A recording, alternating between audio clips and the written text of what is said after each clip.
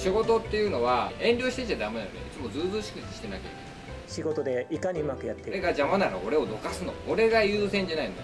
患者さんとかお金払ってくれる人たちが優先。枠とかにあまりこだわりすぎず、患者さんが主役ではなくて自分たちが主役っていうふうに勘違いして仕事をしている目的というか目標というか、達成しなかった時、達成した時、原因を一人一人考えていく。会社の中で問題が起きた時に奥さんの年齢とちょっと取り返しがつかないよ。彼女は多分介護っていう方向に行くと思う。いかに患者さんの苦痛やら不快感をより分かってあげるかっていうのがうちの強みでもあると思うので、危機感がなくなったらもう人間終わりなので。